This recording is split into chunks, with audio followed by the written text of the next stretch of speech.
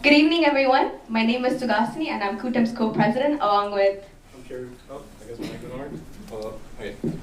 And I'm Pierre Veen, co-president of CUTAM. It is with an immense pleasure and honor that we welcome you all to our third annual Singappenney event hosted by CUTAM, Concordia University Tamil Association, here at Concordia. This event is a celebration of strength, resilience, and the incredible achievement of Tamil women professionals across various fields. Every year, we strive to make this event bigger and better, providing opportunity for meaningful networking, career growth, and inspiration.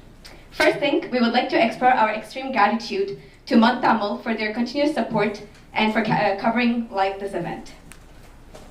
Before we begin, we'd like to introduce our executive team, who's put this event together, from the security board to planning, booking the event, and contacting all the professionals. So firstly, we have Madhura, our VP Internal. I think we're all in the Yeah. Secondly, we have Pratiksha, VP External. And then we have Abhilash, VP Events. Selection, VP Finance. Rajani, VP Marketing. And last but not least, we have Tara, our social media coordinator. Once again, we want to thank everyone for your hard work and dedication. Secondly, we want to also thank our photographer, Melvin. I think he's still there, but we just want to give him a huge shout out for all the LinkedIn headshots. And honestly, this was a new touch that we wanted to add to this event this year because we didn't have it last year. And I feel like it's very important to network and also showcase yourself properly on social media and also LinkedIn platforms to obviously explore and hopefully land jobs and advance in your careers. So that's a new thing we want to add this year. And I'll let Leslie take over. So as you all know, this is the third time we're using the name Singappenney. So Singappenney is not only just a career fair, it's a platform to highlight the contribution of Tamil women professionals in various fields, breaking barriers and inspiring the next generation. So tonight we have a unique opportunity to engage in insightful discussions through our panelists. So each panel brings a wealth of experience and perspective, as you're going to see tonight. So we will now transition into our panel-style discussion, where each department will be invited to the floor, one at a time. The setup will invite an intimate and engaging environment for meaningful conversation. So we have from healthcare to engineering, business to social science to share their journey. You'll see that each department has their unique experience and perspective, and we hope that it's going to inspire you all. So first off, we're going to have the healthcare department. Good job, Steve.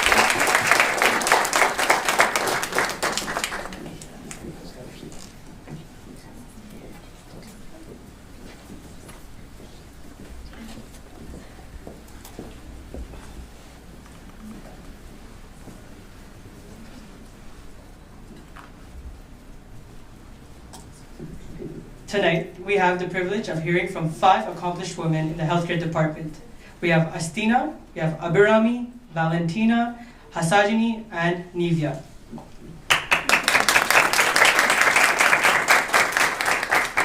Thank you for joining us this evening.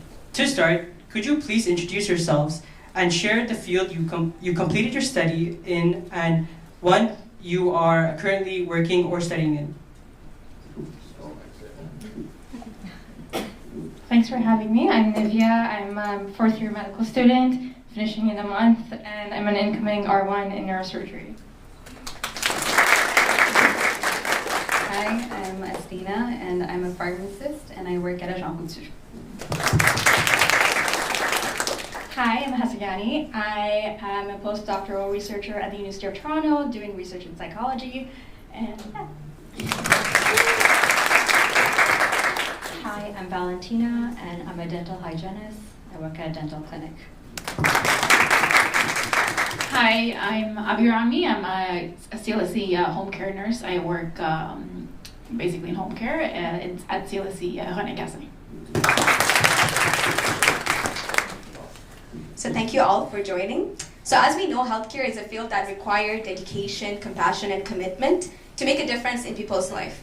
So many professionals enter in this profession due to personal experience or a passion for helping others, or it fascinates them, the medical science. So can you share what inspired you to pursue in this career?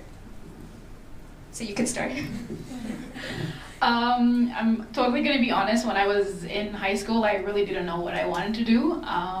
and my mom came up to me and basically said her grandmother was in nursing, and my mom herself wanted to become a nurse, but due to the war, they had to leave the country and come here. So she was like, why don't you try it? And at that time, I think I needed chemistry and I was doing really bad at it, and she supported me, got me a tutor, an amazing tutor, got great marks. I got into it, and once I actually got into the program is when I learned what nursing is. I really didn't know how, I guess they work at hospitals, but like you learn more once you're actually in the program. So that's how I basically got in, and now I've been a nurse for 5 years. So my story is pretty similar too. My dad is the one who actually encouraged me to do something in the healthcare. I didn't really know what I wanted to do, but when I did my research, the pay was great, and it only required 3 years of John Abbott schooling. So I was like, oh, okay, I didn't really want to invest in a lot of years of doing schooling, so that was my goal, to finish school as soon as possible. And if you asked me then, it's not like I dreamt about cleaning teeth, but now I love what I do, so I'm glad I chose this career. For me, I honestly fell in love with psychology when I first took my psych class in CUTAM. And that brought me to do my undergrad at McGill in psychology as well. And throughout my undergrad, I really got into doing research. I volunteered in multiple labs, and honestly, like being able to answer any question about human behavior, why we do what we do, really was interesting. And like being able to answer it in a restructured way was super interesting. So I ended up doing grad school at McGill, and then continued on to doing my postdoc. So yeah, that's how I ended up where I am. So I always knew I wanted to go into healthcare. I was actually in nursing school, and I quickly realized it wasn't for me. I hated the hospital, and I wanted to go out of the hospital setting, so more in a community setting, and also be involved in clinical decision making. And I felt like pharmacy really checked all those boxes, so I applied to pharmacy school. I kind of second that. I was very interested in healthcare. Early on, like I think medicine is very glorified in our community, so I wanted to know what the hype was all about.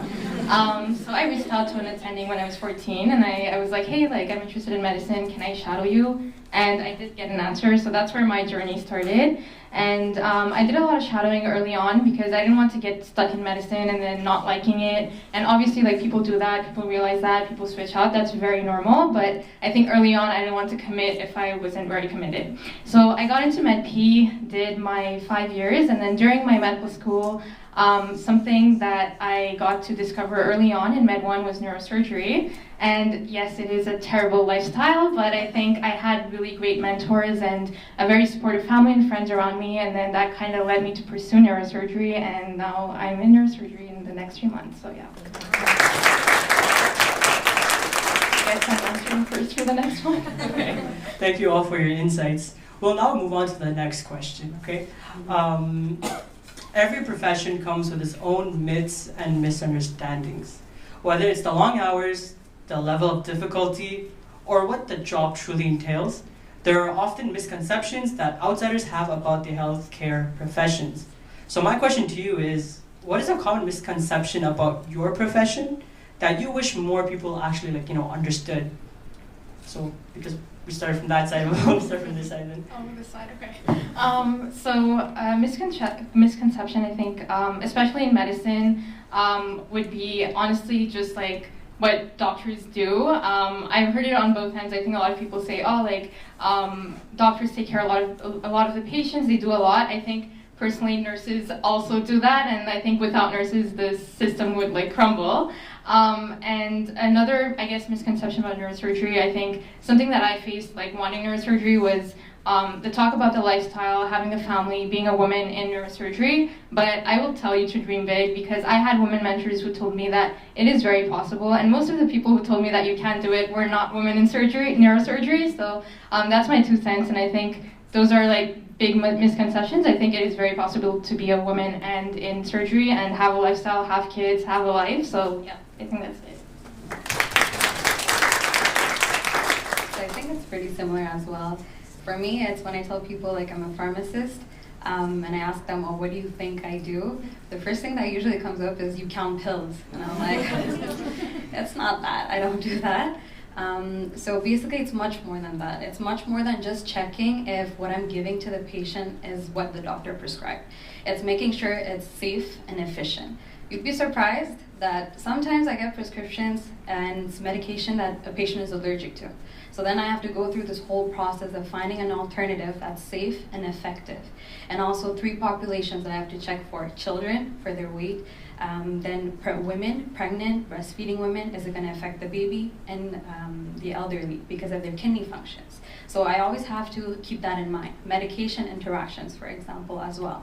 We do a lot of consultations. Like in a day, I could do about 30 consultations, like travel consultations. We prescribe for minor health conditions, for UTIs, I'm here. And we vaccinate, so we do that as well. At my pharmacy, we do about 900 to 950 prescriptions a day. So it gets pretty stressful. But at the end of the day, pharmacy is also a business. So the owners, they do care about client retention. They don't want their patients to be transferring out to other pharmacies. So sometimes I face difficult situations with some patients, like if they're not happy, well, it's up to the pharmacist to go and talk, because I'm kind of the boss there when I'm working. Like the techs, they usually delegate that to the pharmacist. Sometimes insurance problems as well, and then I'm like, I don't take on that role of a healthcare provider. I become it's customer service now. So I kind of wear 2 hats every time I go to work, and I'm like, sometimes you just don't know what you're going to be doing in a day. But yeah, it's much more than just counting pills. I do not do that.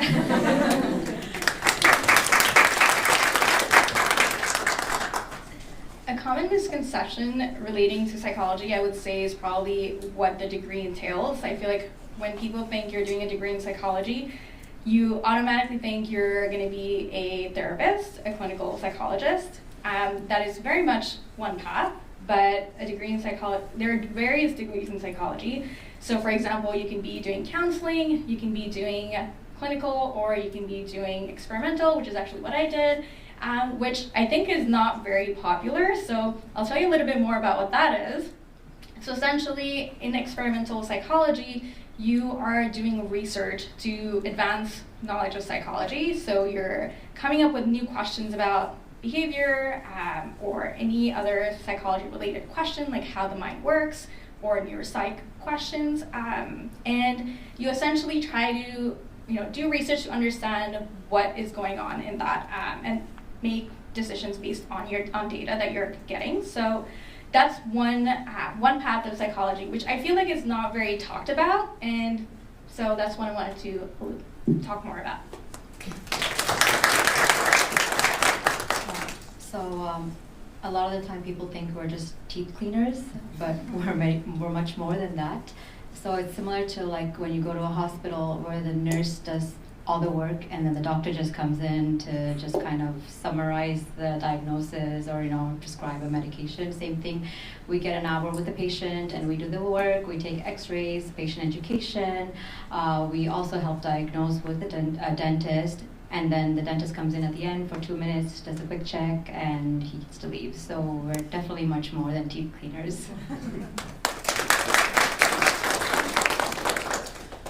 Misconception in nursing, I'd say we do not only work in hospitals. I went into home care honestly not knowing what it was either, and there's a misconception in the sense that I find in our community we don't know the resources that are actually out there, like especially our parents, they're all getting older, and there's a lot of services that the government does provide, and going into home care, I realized that there's so much out there that we can actually access.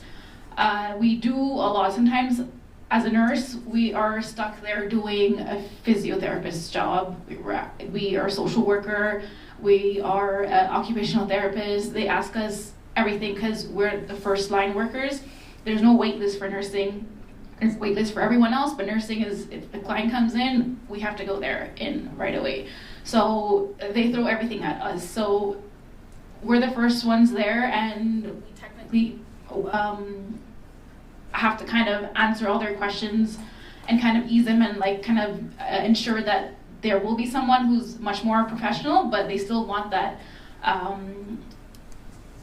those tips and tricks, and just to make sure that they're actually someone who's going to come and follow up on their questions later. But yes, we do much more in home care, and there's services out there. So if mic's not working. That's what the, Okay, it's kind of hard. Sorry. I don't remember where I stopped now. But yeah, there is a lot out there, and if you want to know what the resources are, just ask. Come to us. If you know a nurse who's out there, just ask. Especially if you have a family who's in the hospital, right before you're getting discharged, ask, what does the CLC provide? What kind of resources are out there? So don't hesitate. There's a lot, and yeah. Thank you for sharing all the misconceptions. So we know that the healthcare industry is known for its demanding nature and balancing, personal life and professional life. So what strategy would you give us to maintain a healthy work life? I guess it's me again. When I my first job was at the hospital. That's where we gained our experience. And I was working on a family medicine floor, and I was doing basically night shifts. It was really tough because my work hours were day-night, but it's really, really hard going back and forth. 1 week you do days, another week nights. It really messes your body up. So I was doing full nights a whole year, and it was really tough. Like, it physically and mentally, it really gets to you. Like, if you're doing it full time, it's just a lot. You don't have a social life. At that time, my boyfriend, I don't know how he dealt with me because I'm always sleeping half the time, and my family, they all work Monday to Friday, 8 to 4 jobs, and I'm here working the opposite. It's hard. Every second weekend you're working. So that's when I decided this is not going to work for me, and I applied to home care. It was a much more stable schedule for me, which worked out, and I got to see my friends, my family, my partner much more. So that was a decision I made for myself and for everyone who was around me. So the amazing part about our dental clinic is the hours are amazing. The fact that it's 9 to 5, Monday to Friday. Sometimes we're actually closed on Friday, so it's Monday to Thursday. And I like the fact that when I finish my shift, I don't bring work home. So I actually get to finish and don't have to think about work, my patients, or anything. So that's a plus, I find. And as a hygienist, you actually don't even need to work 40 hours a week. You can work 3 times a week, even 4 times a week, and still have a decent lifestyle and enjoy your life, with your family and friends. So that's amazing. My schedule, I finish on Thursday at 3:30, and I'm off Friday, Saturday, Sunday. So I have a pretty good schedule. So in terms of research, it's really tough because you're kind of your own boss. You set your own pace. So you have all these projects that you're leading, and you can essentially work until midnight, and there'll still always be more work for you to do. So it's really up to you to set your own work-life balance pace that works for you.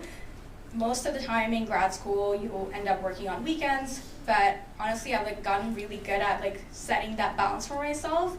So really setting hard boundaries of when I'm going to stop working, of course, with some flexibility. If there are some important deadlines, then I need to finish the project I need to do.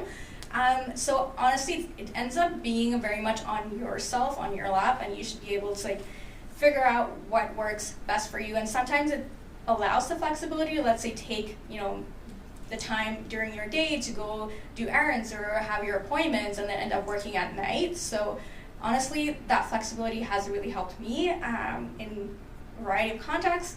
So at the end of the day, I'll say it's really about how much you want to work and being kind to yourself and also being strict with yourself in terms of when to stop working and when to focus on other aspects of your life, like your family and so on. So with community pharmacy, schedules are pretty flexible. Once again, it depends on the owners, but the general rule is you work one weekend in the month and one evening out of the week, and you can choose the evenings. For example, if I want to do Thursdays, well, I only do Thursdays, or if I want to do Fridays, just Fridays. And you could do switches as well. And I'm super lucky, I have really good bosses, and if I wanted to take a day off, like in the next week, well, they'll be able to make it work. We're like 6, 7 pharmacists working together. So it's pretty flexible. There's, I didn't have any issues with like work-life balance, so yeah. Thank God I didn't go first for this question. I think medical school in itself, it's very demanding, but at McGill, like our first 2 years is basically like theory, so you're able to manage that. Like it's like being in school, you still have a social life. I think those were my best 2 years in medical school. When you get to Med 3, they throw you into hospitals, and half the time you don't know what you're doing, but you manage. And I think doing electives in what you like. I like neurosurgery, and obviously that required me to do 24-hour calls. I was sleeping in the hospital some days. And I was doing my Ottawa elective, so I got to do neurosurgery in Ottawa. And I remember I was like at a hospital, like in the ICU at 3 a.m. writing a note, and I was like, what am I doing with life? But there were only some weeks like this where I was like, what is life? But otherwise, I do find that you learn how to have the good balance in medical school with time and with practice. Obviously for me, I think like my support system was a huge part of me learning work-life balance, and they're very flexible, whether it be like my friends, family, they always like work around my schedule, and even if I'm on call, like they always find the time to like either bring me a snack in the morning at 5 or like something like that, something sweet. So I think that's something that keeps me going, and I always like see my family and friends around my schedule. But definitely I agree with what everyone said. I think you need to like kind of be strict with yourself and tell yourself like, this is work, this is my life, and set that boundary, because if you don't do it early, like I don't think you would find the best time to do it. It will just get worse and worse and accumulate. So like do it early, and then from there you will grow, and I think that's like what I did to tackle that. Okay, that's right. Thank you so much, professionals, for joining us tonight and for sharing your story. So up next, we're going to have our engineering department with Madra and Ablash. Thank you.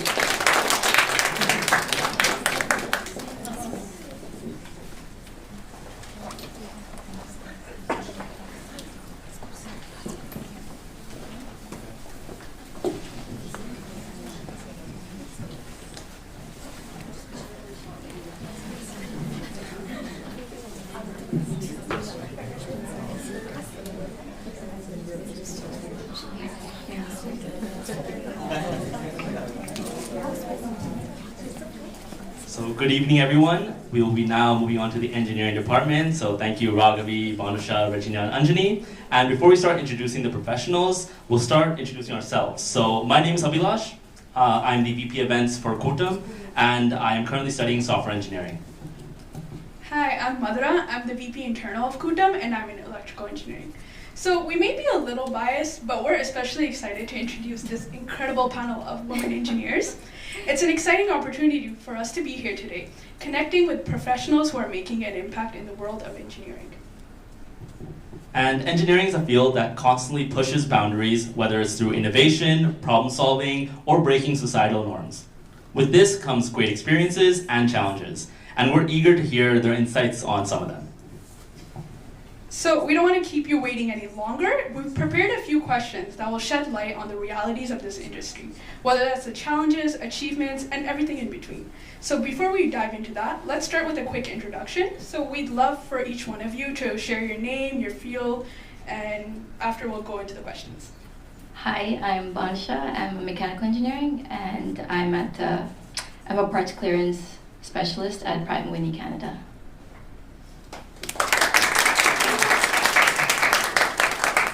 Hi, I'm Regina Candia. I studied software engineering at Concordia, and I currently work as a site reliability engineer at Morgan Stanley. Hi, I'm Raghavi. I graduated from electrical engineering, and I recently quit my job and I'm traveling.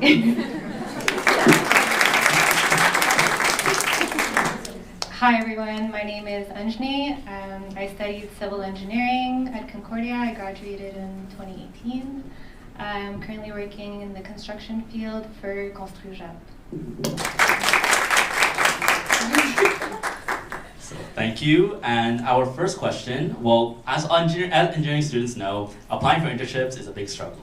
So as a professional in your field, how do you handle rejection in internships or career advancement opportunities, and how do you approach those challenges? We'll start off with Anjani. So at Concordia, we have the co-op program. They had a few opportunities for internships, but they didn't have that many, so I ended up finding my own internships. I found 2 internships. The first one was at a concrete lab manufacturer. And there was other interns there from other schools, from like ETS, Polytechnique, Université de Sherbrooke, and I realized that they had better opportunities like for internship positions compared to us. They had jobs at Pomero, Hydro-Québec, like all these cool places. So it kind of made me wonder, like, hey, did I make the right choice coming to Concordia? I'm not getting the same like positions. But then like, now that I look back on it, I realize like, hey, like, yeah, like they had better places, but I still learned a lot at the internships that I did. And I still have to put myself out there. You have to network. You have to go to these things like career fairs. I didn't have this before, so it's really cool. And yeah, that's it. So I'd like to share that when I first started engineering, I was going through a huge shock because I did health science in college and then I went into engineering, and I was failing my first semester. And I think I had to start applying for internships on my 3rd semester, and your girl wasn't doing great academically. I was actually probably the worst one in class, and I just want to let you know that rejection is part of the process. I applied to maybe 200 places and I got rejected. The amount of rejections I would get seeing those emails come in, it's not good for the self-esteem. It's really not, but you have to push through, and rejection is part of the process, and that's what I would like to emphasize. Because eventually some company decided to hire me, and that was my reality check that made me realize that apart from academics, there's so much more out there, and there's so much more I need to work on. And it was after that internship that it was almost like a switch went off in my brain, and I started doing really well academically. And so rejection is part of the process.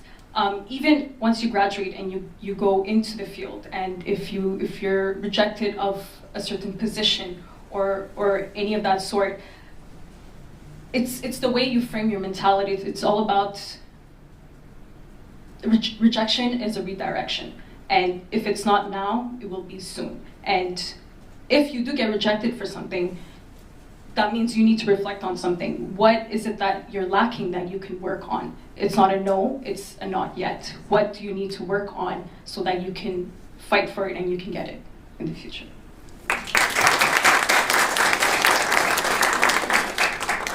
So a common misconception with software engineering is that it's the future, there's so many jobs, but I'll put it out there that it's very easy to get rejected. When I started, I was in co-op. My first internship, I applied to more than 50 jobs and got 2 responses. So it is hard, especially when you don't have skill sets yet. But it does get better. With every job you get, it gets better, that's for sure. And I guess how to overcome it is there's the emotional aspect. They're not rejecting you, they're rejecting the offer. So you have to remember that it's not, that role is not your whole self, it's just a part. And a rejection is an opportunity to learn. So it's an opportunity to ask why. So when they reject you, it's not to just stop there. You still have a communication with them. You can always ask why, and it paves the path for you to grow.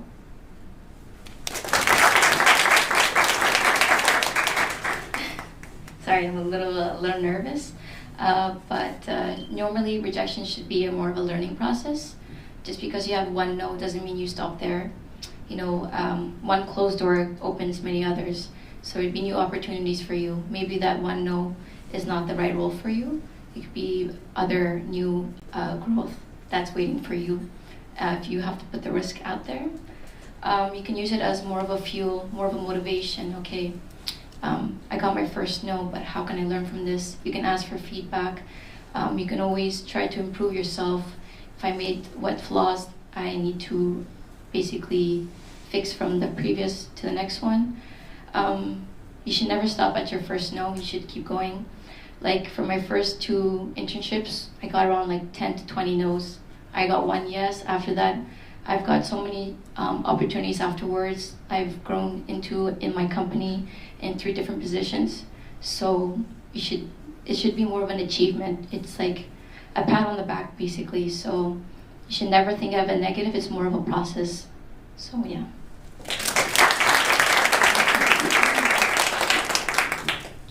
So moving on to the next question, engineering is often perceived as a male-dominated field. So what challenges have you faced as a woman in this industry? So in mechanical engineering, I think I got the grasp when I started school. So as you know, in mechanical engineering, it's very male-dominant. So there's about 10% women that actually pursue in that type of field. So there are times I'm actually the only girl in class, and it feels weird just being in the front and it's just surrounded by guys all the time. So I already grasped my reality from there. So at work, I work in 2 different types of environments. So I work in the office, which is more comfortable, more diverse. I'm a team of 20, and 50% are women, and only 3 are in engineering. But however, when I'm on the shop floor, it's much more different. It's quite opposite. So I feel like I do get the spotlight. I do see myself feeling a little bit uncomfortable because it's not very diverse. It's not the same type of environment. But that's pretty much it. But it should not affect you mentally. You should think of it more of an achievement there. There's more diverse. There's more women in color. There's more young women out there that putting a step down. But it's also great that they're actually doing more of a change because, especially at my company, our president and our vice president is women. So we see more women coming part of the aerospace field. So it's much more nice to see that there's not that much more pressure on the women in the mechanical engineering field. So this one's a bit harder for me actually because I would say software, while studying, there was actually a lot of women in my classes. So I never really experienced like the segregation type of feel, but now currently in my current job, I'm in a team of 12 people and I'm the only girl in Montreal in my team. So I did feel it when I joined that, oh, this is quite intimidating, like they probably don't see me as part of the team, but it's a lot really in your own head. And I think the best thing I would say is to have a manager that is a woman, so you see how they got there and it motivates you to be like them. And half of it is like just being confident because normally they're not thinking that, they're just thinking as a teammate, especially in, maybe it's naive, I don't know, but in software engineering everything is treated like a project, it's a team to make this happen. So if you contribute, if you're confident, no one really doubts you. It's only you that's doubting yourself. So it's just to be confident.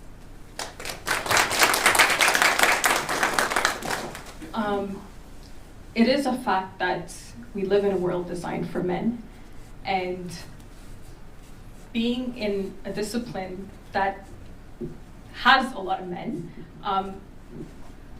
if mechanical has like 10%, electrical has like, we were 3 to 4 girls throughout my entire bachelor's, and I was very naive at the beginning. When I walked into my first class, and there were just a bunch of men staring back at me, and I freaked out because I never had guy friends. I was never around that many men in my life before, and that was a huge shock. And it was very intimidating because I also had a lot of internalized sexism, which I still am dealing with till this day. Because growing up, I grew up hearing things being said that women shouldn't do certain things, and I didn't realize until I went into engineering that I had internalized a lot of it, and there it started my journey on unwiring the internalized sexism that I had been conditioned with, and that being said, there were multiple occasions where I received very problematic comments. For example, during my very first internship, sorry, not my first internship, my second internship, I was at the cafeteria and a man walked by and he was like, "Oh, where are you from? You look new." And I was like, "Oh, I'm part of the electrical team." And he had the audacity to ask me, "Are you sure you're from electrical?" And I was like, "What do you mean?" And then he was like, "Are you sure you're not from HR or project engineering?" And I looked at him losing brain cells. Like, I'm sorry, what? Like, you know better than me, like which field I'm in, which discipline I'm in. And then in my recent job that I actually just quit, so that job was very hands-on. And when I say hands-on, we do all the wiring. I was taking care of the wiring. And for one of a prototype compressors, so it was a compressor company, and one of the prototypes, the engineering department had to build a compressor from scratch. And as the whole engineering team was being part of the building, the construction of this compressor, so was I. I wasn't exempt from it just because I was a female. And one day while I was drilling, we were setting the foundation, I was drilling. This is my manager, he walks past me, and my head is down, like I can't even see who said the comment, but someone said, "Are you gonna let this little girl drill while all you men stand around and watch?" And in that instant, I had completely forgotten where I was, that I was at work. And I was like, who the hell just said that to me? And I looked up and then I realized it was my manager. And that made it even worse, because this is a manager who is supposed to, uplift me. And then the room went quiet because all the other engineers, they were there and they saw how awkward it had gotten. And then my manager he was like, "Oh no, like that's not what I mean." And I was like, "I know exactly what you meant. You called me, well, first of all, you called me a little girl, and then why would you say such a thing?" It's things like that. Especially in this field, you will get a lot of comments like that, but I strongly encourage to not let that slide. You need to speak up, because if you speak up, that's you succumbing to all the comments, and that's sort of you agreeing to whatever comment that's being said to you. So please speak up.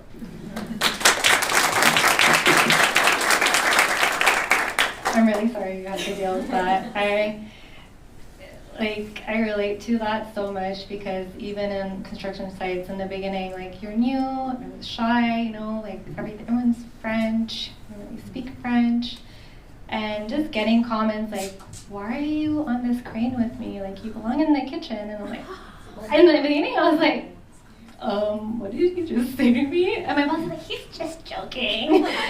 Like, no, that's not a joke. That's not a kind of joke. And it really sucks because, when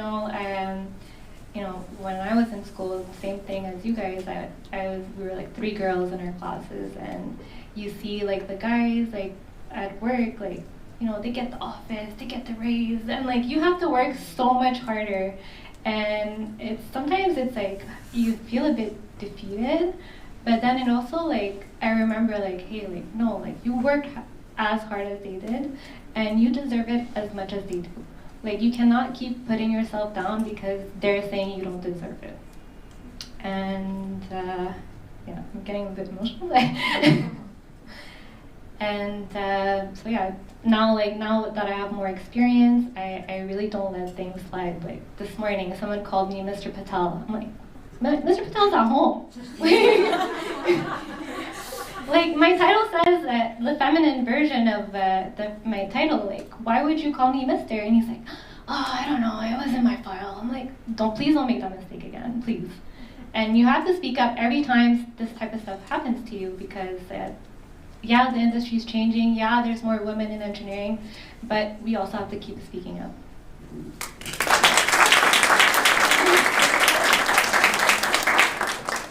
And our next question, and last question, will be, have you ever struggled with self-doubt in your profession, particularly imposter syndrome? So if so, how did you overcome it?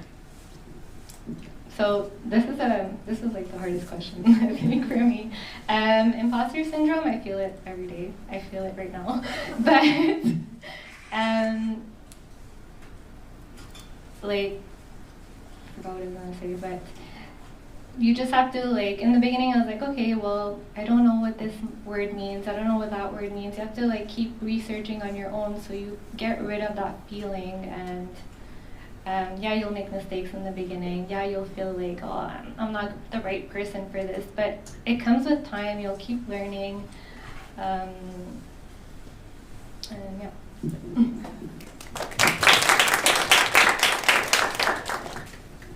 Speaking of imposter syndrome, 10 years ago, I attended my very first career fair, not knowing what the hell I wanted to do in life. I didn't even know whether I wanted to go into engineering, but I ended up going to a lot of engineering booths, but I felt little to no confidence.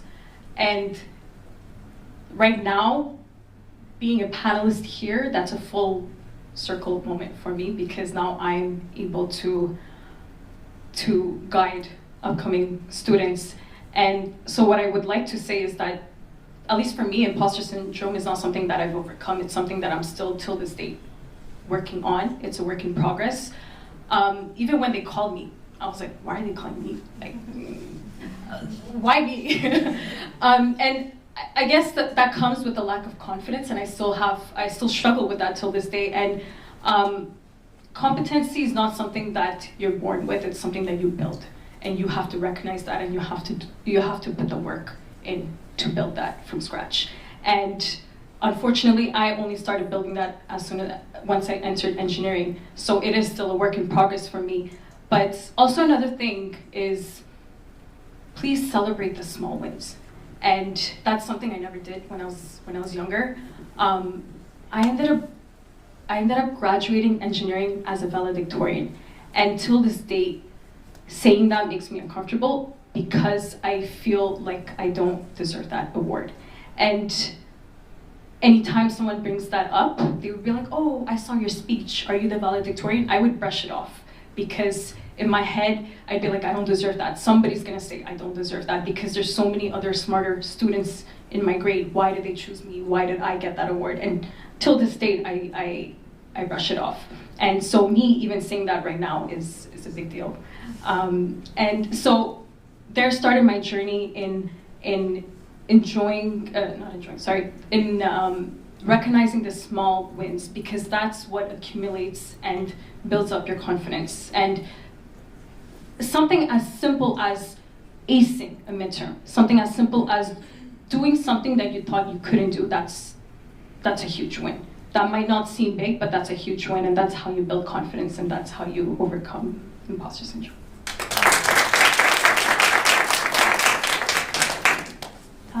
I actually have a hard time answering this question because I'm still trying to figure out how to overcome imposter syndrome. It's like a day-to-day battle because you're always learning something new and everything just always feels overwhelming and you don't know how to make it seem like a tangible task to overcome. But I think one of the biggest and crucial things I learned is I grew up very shy, and I used to think shy is just my personality trait and confidence is someone else's personality trait. But growing up now, I realize like confidence is just a skill and you really develop that over time. And like something that a lot of people I look up to tell me is like fake it till you make it. So be confident, make people believe you can do it, because if you could believe you can do it, you're kind of like halfway there. And yeah, like it's really hard. I do agree, like believing in yourself sometimes could be hard when it's like a task that you never did before, but just doing it is what gets you there. unfortunately, I can say the same. I think I battle with it every single day. At my work, every day is a new problem. It's never the same. It's never the same pattern. So I'm always there stuck, and sometimes I always think back like, oh, am I even quality enough to be here? Am I enough to actually do this on my own? But it's like they mentioned, it's like an everyday battle. You have to be very confident. You have to believe in yourself. It's a lot. You have to really work on yourself first, then putting out. So honestly, as much as you're doing as much work on yourself, you should have a good support as well. Like good supporters around you, your friends. You know, when it comes to like being in mechanical engineering and students, like everyone is going through the same thing. So it's like you're not alone. So like even if you had to talk to another engineering student, like they can right on the bat can say the same thing and they can give you better advice. So it's like you're not alone fighting. So it's like a good but not a bad thing at the same time. But like like it's a good thing. You should always believe in yourself, because it's really hard to think like, oh, you're good enough. But you have to really look back and like, okay, I've done all this. I worked my ass off. Sorry. I worked my butt off for 5 years. You know, like you have to like acknowledge all the achievements you've done. You know, like you've done all these internships, all these projects. You know, you've passed all these grades. These are all the achievements that you should be thinking about, knowing that you are qualified enough, you're worth enough to do what you do right now.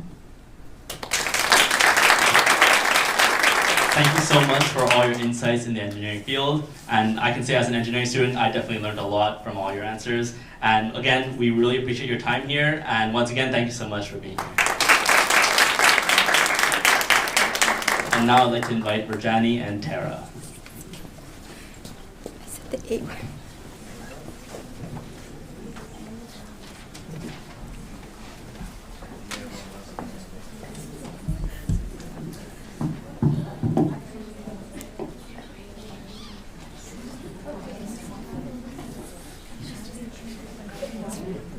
Next up, we have the privilege to call up on stage a professional representing the Social Science Department. We have first Varnika, and then we have Maitre Nitarshana, we have Mitula and Midura.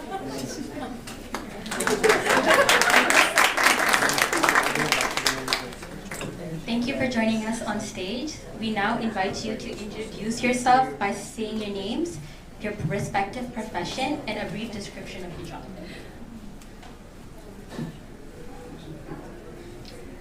Thank you so much for having me. I'm Mithura. I'm an instructional designer within the Government of Canada. I don't think many people know what an instructional designer is, so I'll try to briefly explain it, but I basically develop learning solutions for organizations. So this would be for federal employees, so any kind of courses to help them develop their skills or build knowledge to do their job. So I'll be doing that kind of building those courses. So yeah. Hi, I'm Mitula. I'm a high school math and science teacher. I work at this school called Centennial in the South Shore. I've been there for a while now. And I've taught all grades, and this year I'm teaching the grade 8s. So that's a little bit about me. Hello, my name is Varnika. I went to O'Sullivan to do the paralegal program, so now I'm paralegal. I've worked in 2 different law firms, first being penal law, so tickets, road infractions, and then I've moved on to real estate law. Hi, I'm Kishanti, and I'm a civil law lawyer, and I specialize in insurance, and in a sense that when I say insurance, we work for insurance companies, so we work for the, so in a sense, I'll explain how it goes, is that if you have an insurance policy and something happens and you claim an insurance, your insurance will hire lawyers to defend you, and that's where I will come in. So I work for insurance companies, but I work for the people who have insurance policies. Hi everyone, my name is Nadarshana. I am a notary for a firm that just opened up from Ontario to Quebec. That's called Access Law. Thank you for presenting yourself. We will now proceed to the questions. Question number 1 for each of our professionals. What is the most rewarding aspect of your job? So I'll start. So my job, basically, when we start, like it starts from when you're very young. So it's happens of like a lot of life events that I work with mostly. So when you're born, for name changes, you go see a notary. Let's say there's any wedding celebrations, you're gonna need a notary to celebrate it. And then when it comes to buying your first house, you see a notary as well, refinances as well. And then, of course, when you also pass away, when it comes to wills and estate planning, you also come seek for notary. So I'm there with my clients throughout a lot of difficult and fun journeys. So what's rewarding in my career is just the fact I'm able to be witnessing good events and also helping them in difficult events. So, and what's also really fun is when people don't know the law and then you tell them about it and they're shook. So go make a will, guys.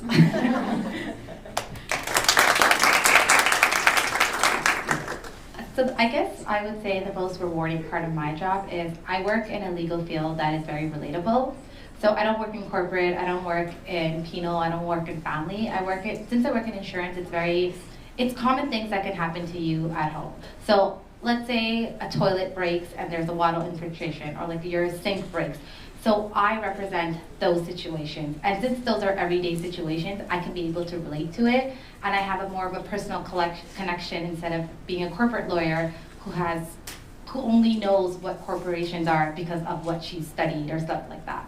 So since I'm in a more relatable field, I would say that it's very rewarding to me when I go through a file from A to Z and we're able to settle for like a good amount. And for me, it's like, okay, like I was personally invested in that. So I get the joy from finishing file.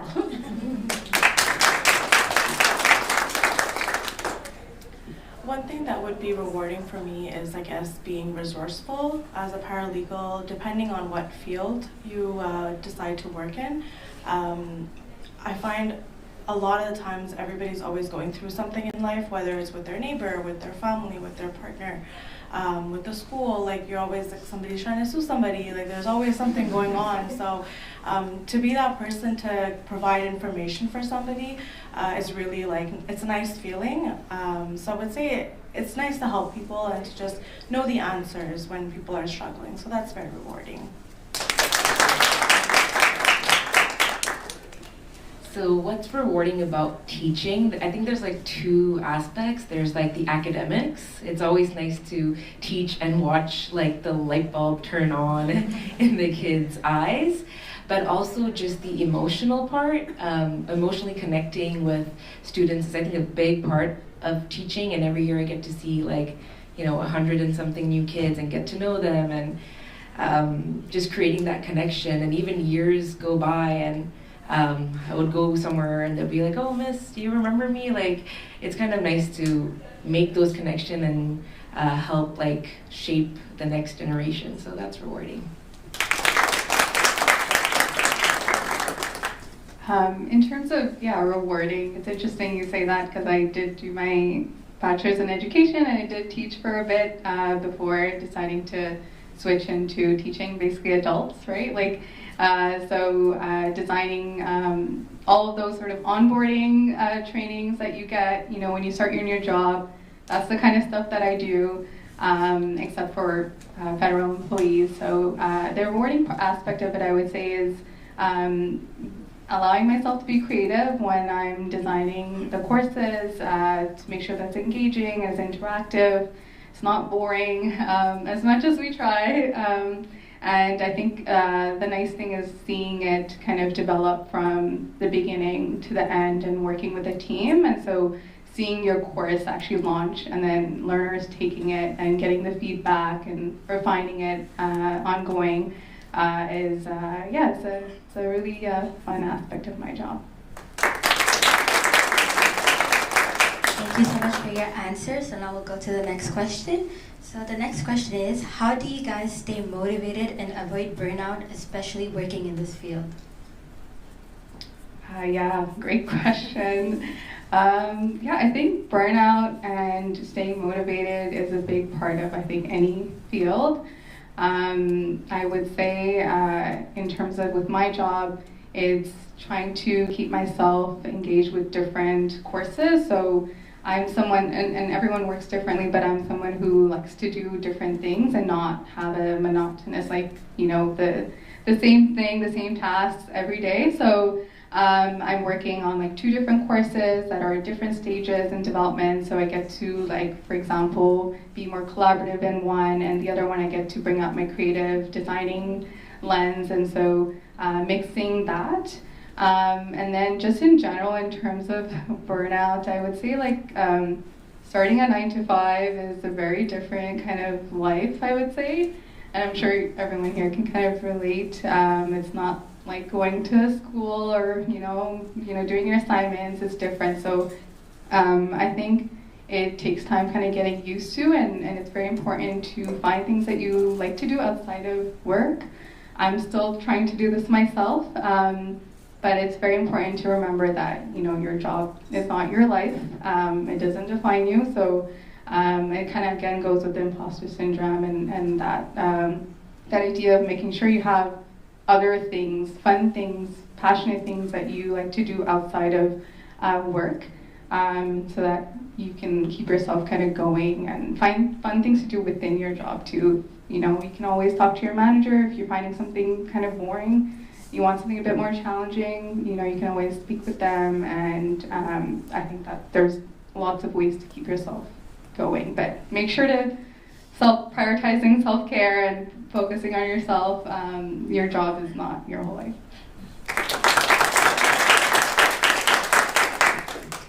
So lots of teachers go on burnout. I think the main reason is because there is the academic part where you have to teach the kids and make sure, you know, they're getting good grades, but there's also the emotional burden that comes from like every child.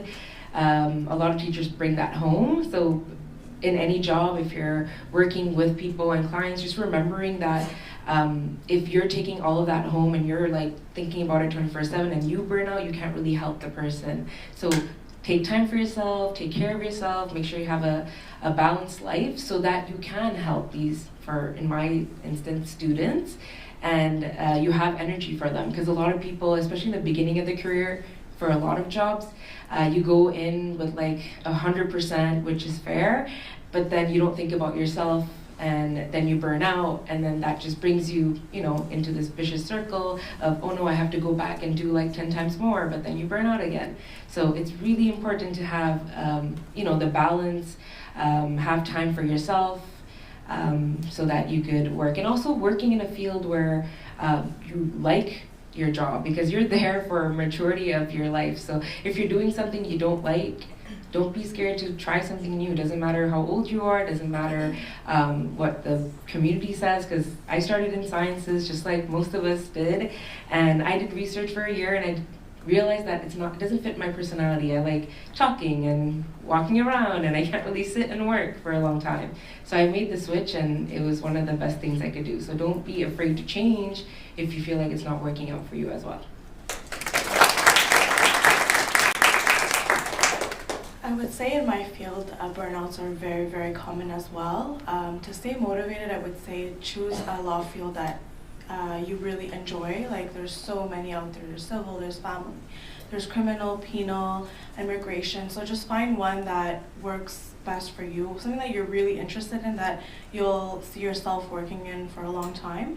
And to avoid burnouts, one thing I would say is to speak up to your team, communicate with the people you work with, and set boundaries. Like, if you're busy, if you can't take on more tasks, talk to them and say, hey, like, I have too much going on right now.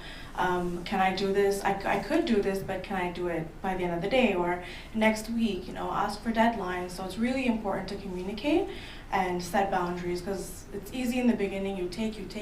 They're like, oh, okay, she can do it. Like, she can handle it. It's so easy for her. But then in reality, you're actually like showing them that you're doing too much. And when you are burning out, they won't realize that you're burning out. So I would say speak up and set boundaries. So the legal field is very well known for burnouts. Like lawyers burn out left and right. It's a very high-paced, high-volume work, and it's actually a glamorized job for people who work really long hours. They have that status, I would say. And I myself used to work in big law, and now that I'm out of it and I work for a boutique law firm, I think back to the lifestyle that I used to have, and I would be like, wow, like I had no social life. Like my life just revolved around working. I was working till like 2 a.m. I would wake back up to continue working, and that's not a life that I wanted to build for me because I'm not built to be that person. I'm a very social person, and I thrive on having a life besides my job. And for me, how I see it is, you don't, like how I see it is like you're like, if you're gonna work so hard, you need to have a life to enjoy the work that you do.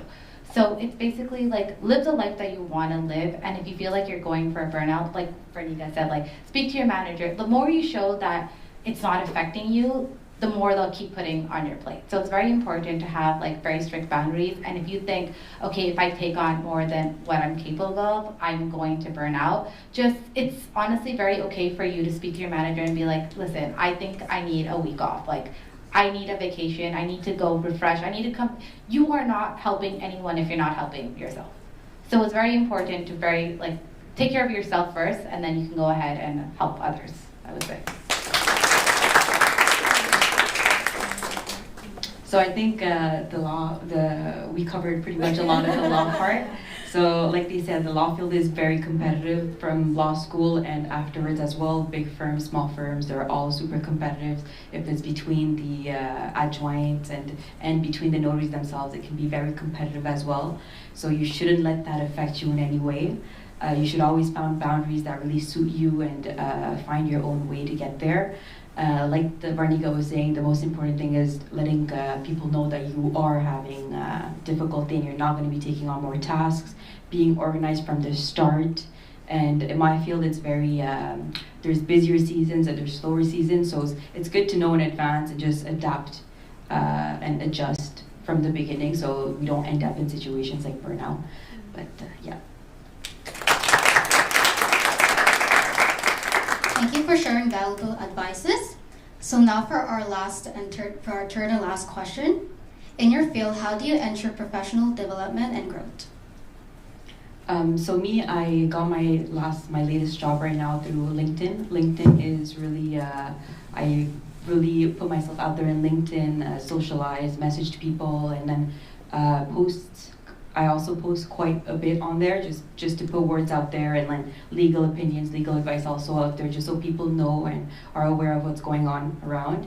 So for me, LinkedIn was a major key point that I would suggest to everybody to have a LinkedIn and just message people, connect with people, networking with not necessarily just the law field, anybody, like these types of events, just talk to everybody and make connections, and that's a huge thing that really helped me in my career.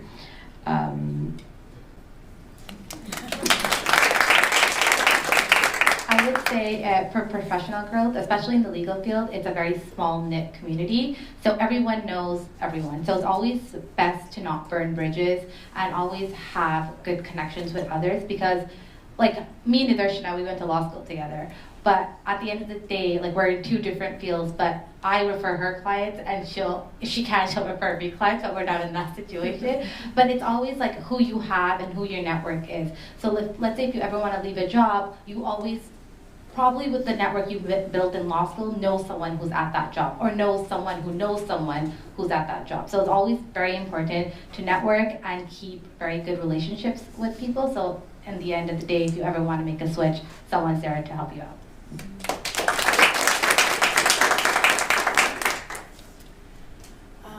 I would say in my program, once you're a paralegal, that's your position. So you're either a junior paralegal or you end up being a senior paralegal. So moving up the ladder, just to say like you are a paralegal, that's kind of what it is. But it is always useful to just, at the end of the day, learn a new skill, find ways to move up in your company. If you feel like you're not benefiting from that company, switch jobs every 2-3 years, find something that pays better, and be seen, make connections like they were saying, and also learn a new skill. You never know what you do on the side how it could help you in your profession. So continue learning is what I would say. So to echo them, yeah, like talk to everyone that you have in your field, outside your field, make connections, because that will help. In teaching, I think when I first went in, I knew nothing, but I learned a lot really quickly just by talking to other colleagues. For example, in teaching, we have like PET days, so pedagogical days, where we work in little teams and we try to learn new things, but also things that I didn't know in the beginning of my career is I could find things online and apply for it, and the school board will pay for it.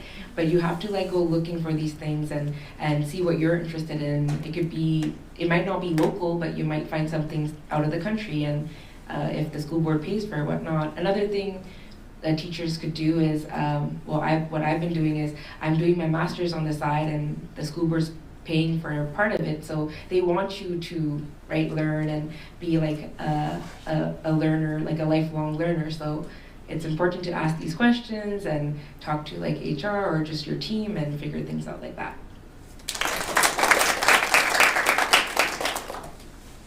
Yeah, I think I would probably echo what most of you all said. Networking is huge, and I think LinkedIn is a great way to do that. Just don't be shy to send out messages to be like, can I have a quick chat, or can we go for a coffee for a quick chat? I'm really interested in what you're doing and the path that you took. That being said, a really interesting thing is, different jobs have different skills that are transferable. So you might be surprised, like maybe a job you did as a student, like really, in your CV, highlight really key things that would help you land the next job. So that's kind of what I would say helped me. I, did my teaching, and I taught for a year, and that kind of helped me build the skills I need, but I don't have an instructional designer degree. So I worked at a university where I developed those skills, so I basically don't have that certification. I did a master's, but again, it's not related to instructional design, but that job experience, whatever it is, helped me kind of get the skills that I need and highlight and showcase that when you put your CV, like when you write your CV and when you go to your job interviews. Those things I think will help you. You'd be really surprised how much skills are really transferable between jobs. And so take the time to do that. Take the time to really work on your CV. That to get support from other people. Maybe on LinkedIn, like, hey, can you look at my CV? Like I'm trying to apply for this job, or I'm trying to grow and get to the position you're in. How did you get there? Have those conversations.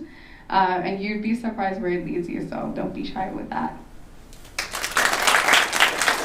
Thank you so much for sharing your experiences, and we are sure that it helped a lot of us who are gathered here tonight. Now we would like to invite Praveen and Pratiksha to call up the next department.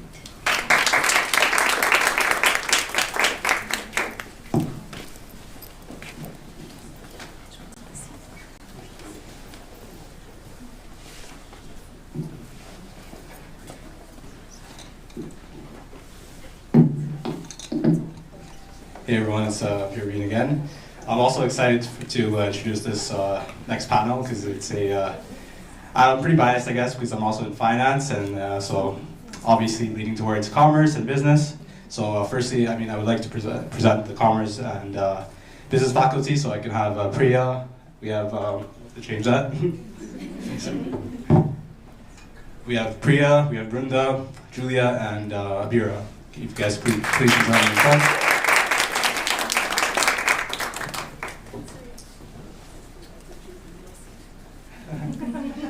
Also, we're talking about LinkedIn, developing that and your CV. Priya is the expert for that, so please see her afterwards.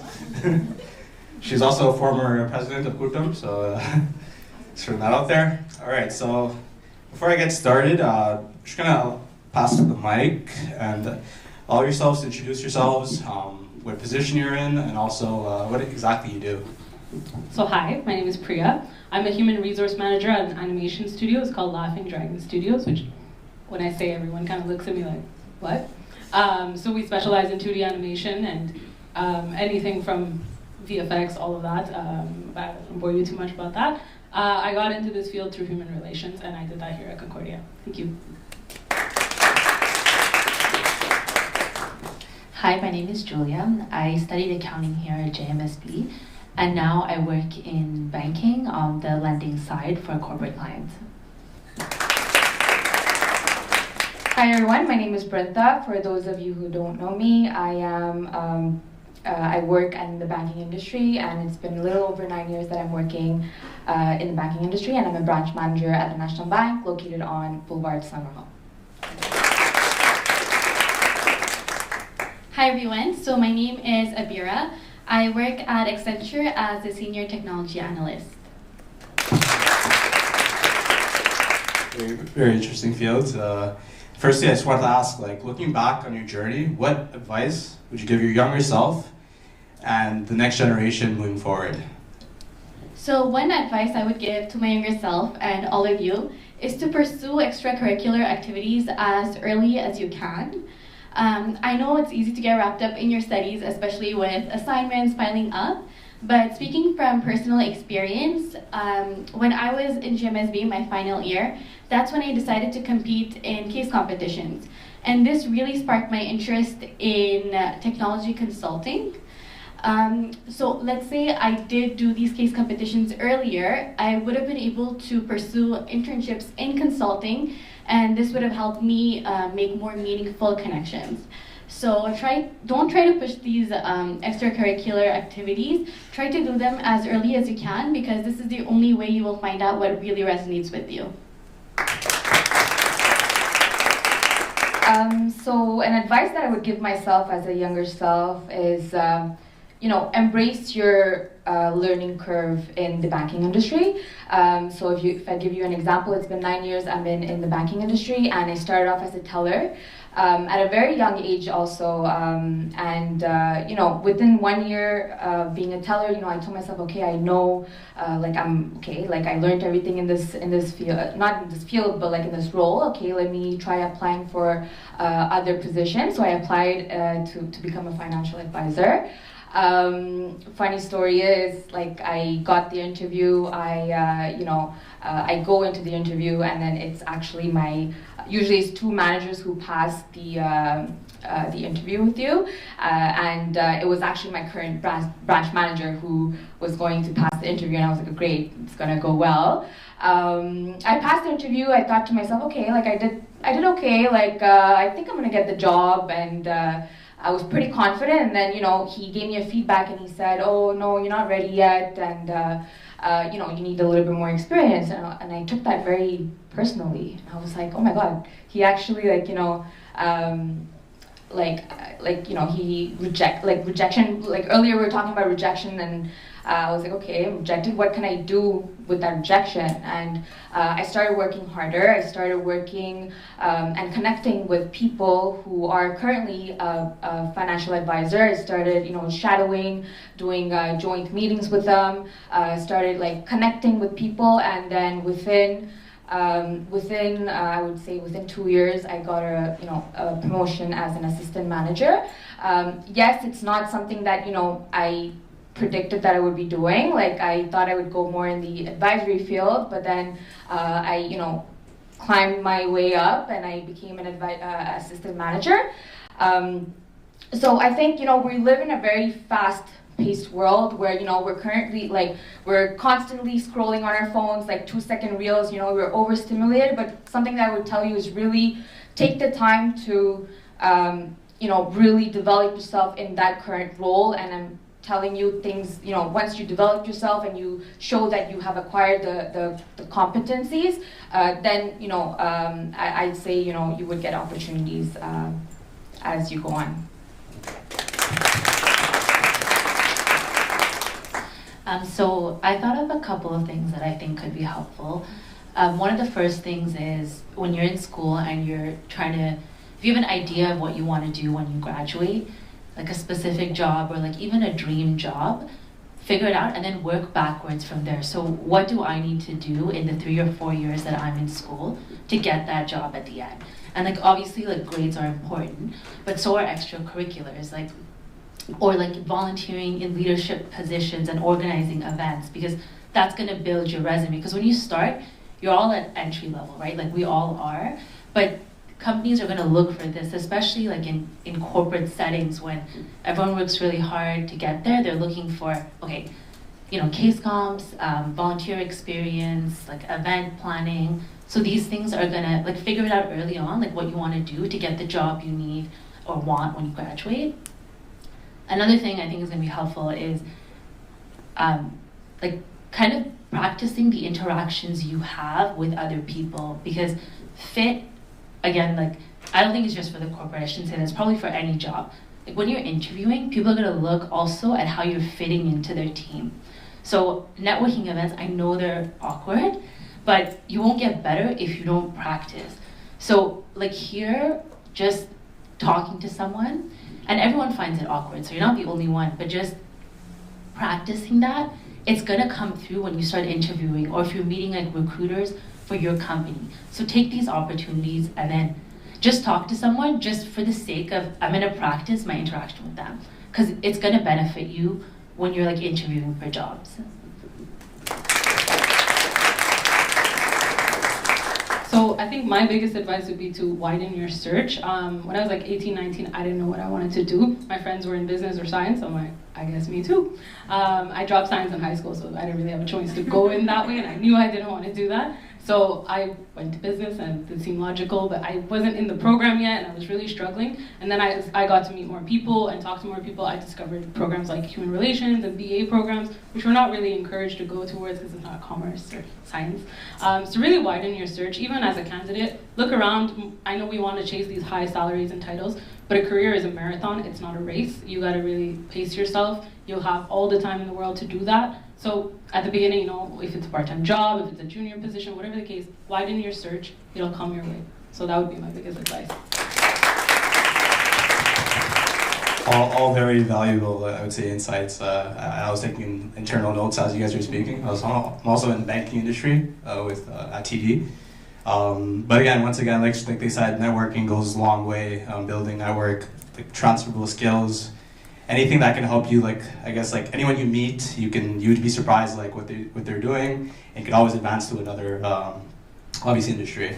So next up, I want to ask, what's a pivotal challenge you faced in your career so far, and how did you overcome it? Thank you. So I'm an HR team of one, and what that means is basically there's no team, it's just me. I report directly to the C-suite, so CFO and CEO, and that can be hard. It sounds really like cushy when you say it, but that means you also get left aside a lot, and you don't like get taken as importantly really quickly, because their fires are like 12 times the fires you have. My clients are my employees, and it's a small company, so that's a very normal strategy. But they come to me, they have a need, but if I go to my CEO, he's got like 12 other problems, and his clients are also his employees, but on another scale, right? So it's forced me to be loud, it's forced me to be independent and a little bit more confident. I make up a lot of it as I go, and I'm just kind of like unapologetic and hoping that at some point it'll catch up in a good way and not backfire on me, because again, it's up to me to fix it. So that's one really big challenge that I face being a team of one. But again, you get put into uncomfortable situations when you start a job, and you just figure it out as you go. Earlier someone said you fake it till you make it. Honestly, that's really what it is. Facts.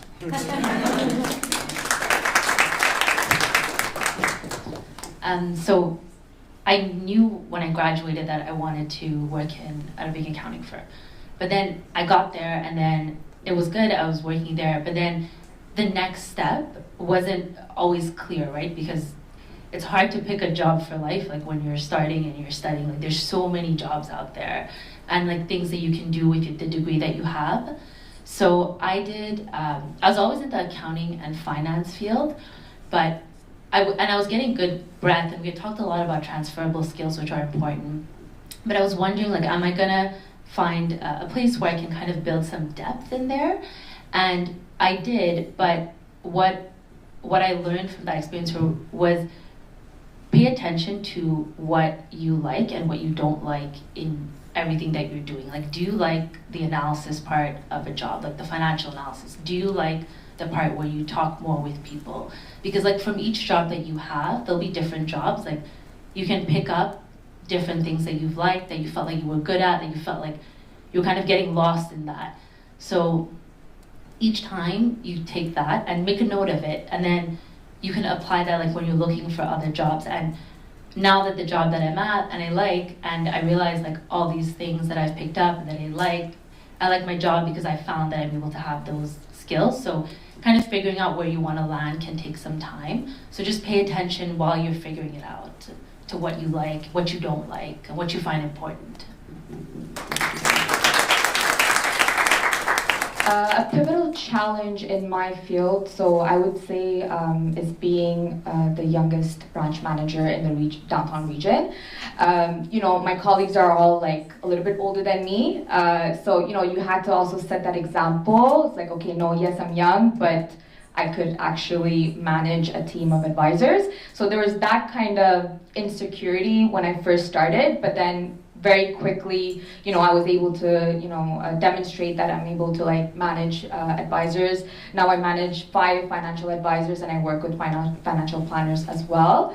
And another thing is, you know, being a leader, you kind of have to kind of set yourself up, and you have to like show yourself up as an example for these advisors. And also because I'm young, they are young as well. So it's like, okay, well, like it could be a borderline between oh, my manager is very chill, you know, there could be that too. So it's very important to be, I think, disciplined and consistent in what you're doing.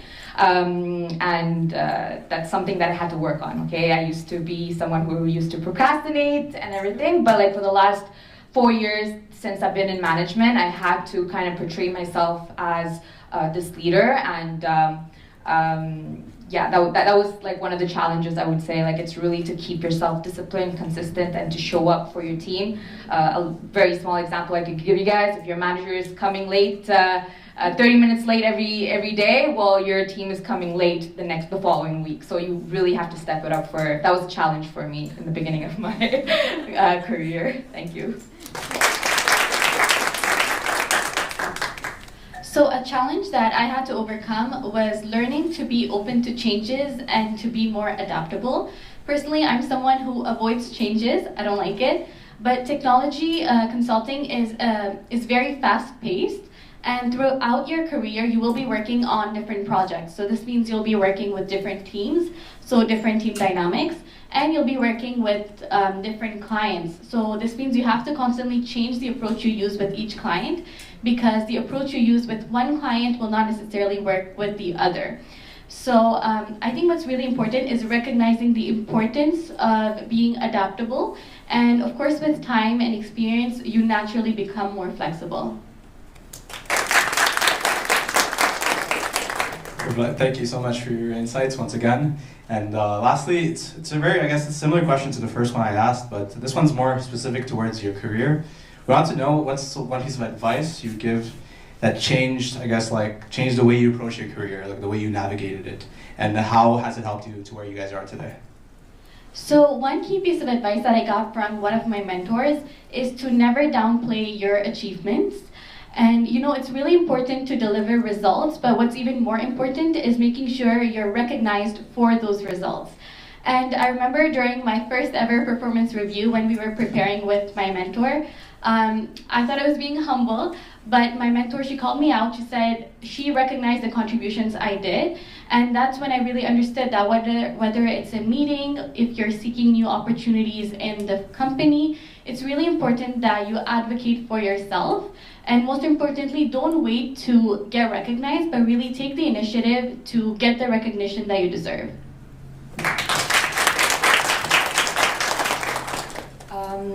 So I would say, you know, focus on building relationships. Like, especially when you're in this field, it's very important to build concrete relationships with clients and colleagues. And also, like, you know, like everyone said, like, networking is a huge part of this field. You're in the business field. That's something that I coach my advisors also. Like, you have to, you know, the first 2 minutes that you meet a client, you have to connect with them, and you also have to have that trust with them. So it's something that that I would say, networking. Speaking of networking, I'm actually looking for a financial advisor for my branch, and I'm also recruiting for. I thought I'd just say it out there. I actually already reached out to her. Yeah, you did. I'm also hiring for the downtown region. So if you know someone that is, currently studying in the finances and is looking for a current job, write to me on LinkedIn. Or if you're that person, please write to me on LinkedIn. I will reach out to you. So I thought I would pass that message around here.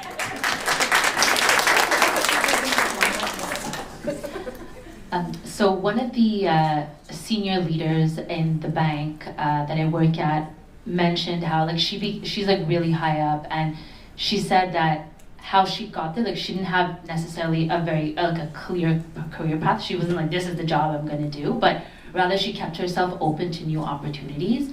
So I thought, because at one point, what I was saying earlier, I was like, I'm not exactly sure where I want to be or what I want to do. So you kind of start feeling a little bit like, oh, am I not on the right path? Or because I was just kind of going by what seemed interesting, and knowing that she also did the same thing and got to where she was.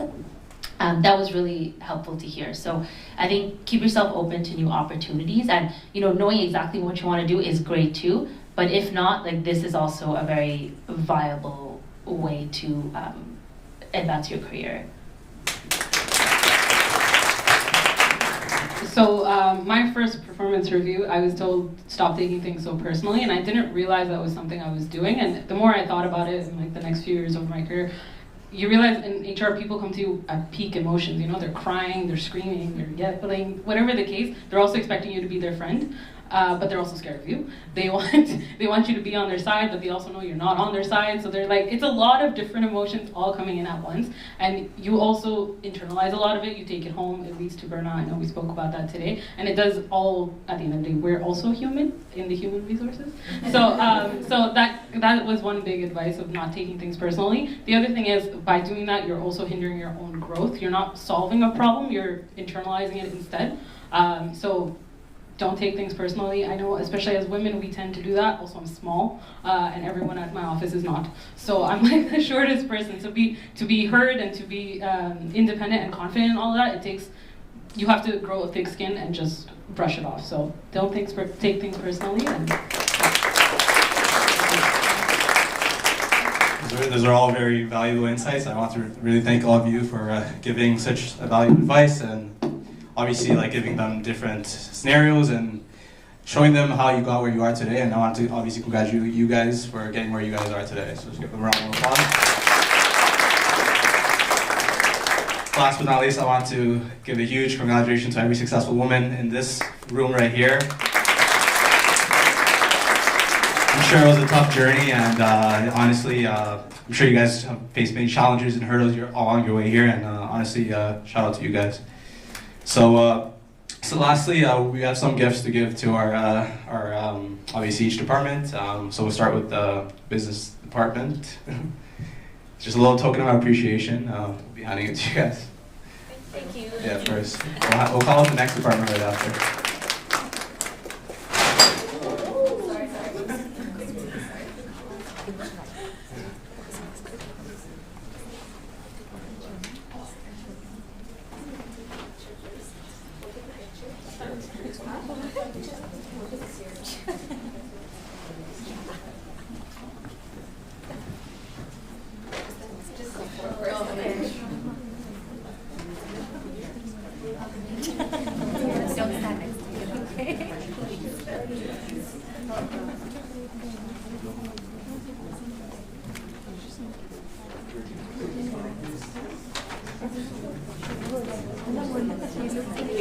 Thank you guys once again. I'd like to call up also the healthcare department next up. Healthcare and science department. Thank you.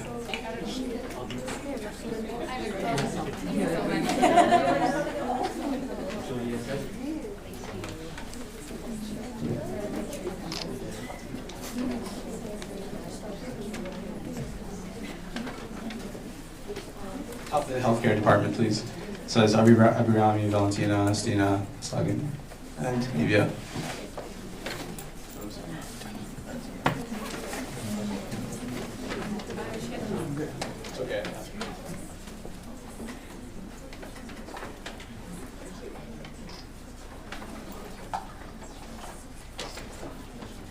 again, thank you guys for the help.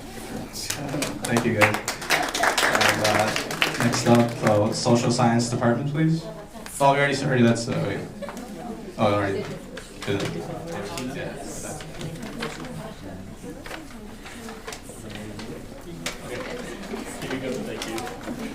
Perfect. We'll call up the social science department, please. Raniga, Midula, Vivekshana, Shanti, and Midra.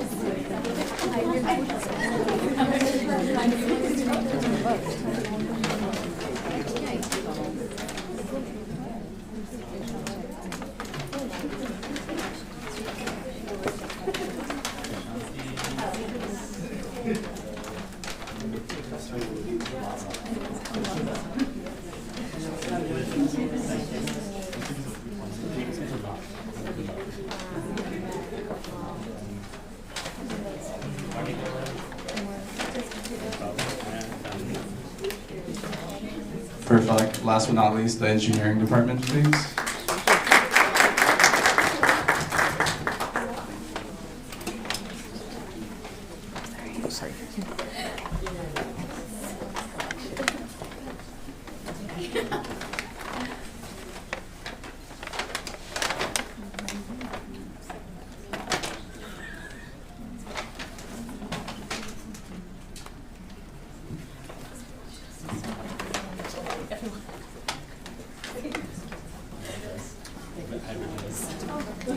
Can we finally have all departments please come up? It'll be a bit hard, but we'll just have a quick picture in the front area, please. Right after that, we'll be having poulet rouge served, so please wait for that. Sorry.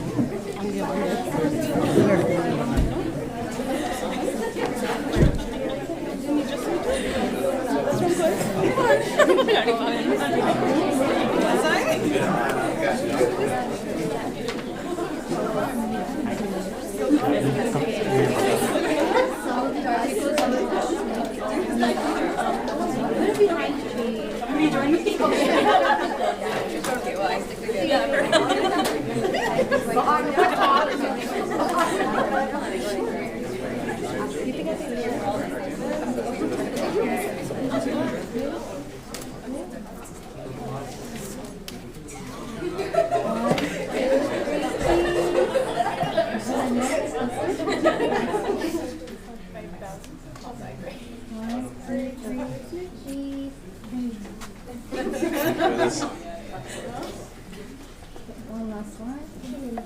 1, 2, 3, please. We also have one picture with CUTAM members as well, please. Yeah, patiently just to wait. With you guys as well, please.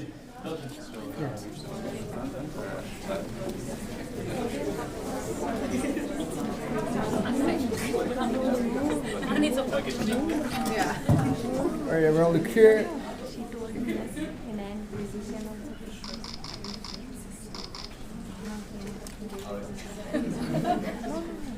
Thank you, Joseph. Appreciate it.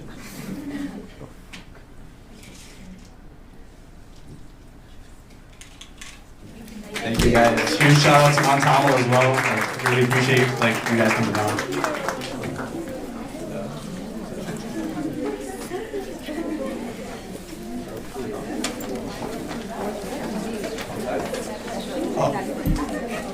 All right, guys. So the food's actually already set up on